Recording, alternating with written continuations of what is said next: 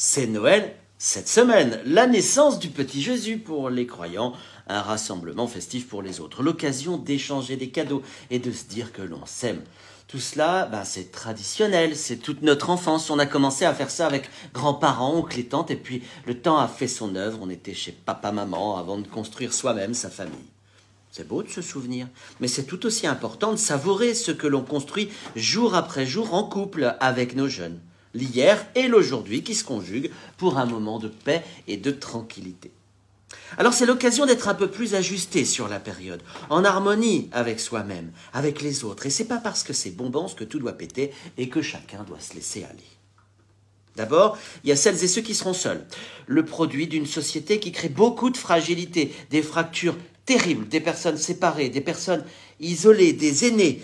Ceux-là, il faudra vraiment avoir une pensée pour eux dans nos prières au moment de passer à table. Et j'admire celles et ceux qui à Nantes, Angers, Laval, La Roche-sur-Yon prendront sur leur essentiel pour des repas de Noël dans des salles diverses et variées. Chapeau, chapeau vraiment, je suis pas sûr que la majorité d'entre nous soit capable de donner autant dans ces moments si essentiels. Moi, ça m'interroge parce que ma priorité, ça va être ma famille, mes fils, ma fille. Je trouve ça édifiant. Et puis il y a les cadeaux. Et donc des présents qui réjouissent et qui réjouissent. Et d'autres, comment dire, là c'est le drame. On se souvient tous d'un paquet reçu qui faisait plus plaisir à celui qui nous l'a offert qu'à nous au moment du grand déballage. Bon allez, cherchez bien la vieille fripe qui traîne au fond de l'armoire et qui vous a été offerte par votre belle maman pour vous tenir bien au chaud l'hiver. Je vous fais pas un inventaire à l'après-vert, vous avez tous une image en tête.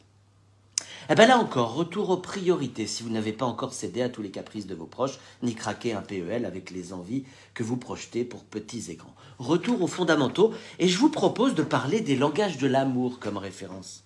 Vous savez, c'est le truc connu qu'on ressort dans les préparations des mariages cathos, mais qui marche tout le temps pour tout le monde. Il y a 5 langages à se partager. Les paroles valorisantes, le toucher physique, les services rendus, les cadeaux et les moments de convivialité. Alors, avouez qu'on a tous un problème parce que ces langages, ils sont très beaux, on les aime tous et on a nos priorités tout de même.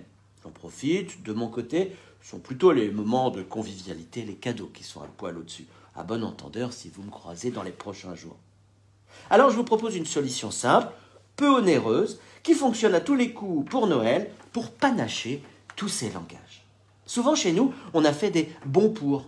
Bon pour une soirée en amoureux, bon pour une maison rangée sans demander, un dîner film en famille, une bonne bouteille de vin, un câlin, vous avez bien compris le truc. Des bons qu'on sort d'une petite boîte d'allumettes qu'on peut même faire customiser par un petit à coup de papier alu ou de nouilles. Vous avez l'image et c'est d'expérience.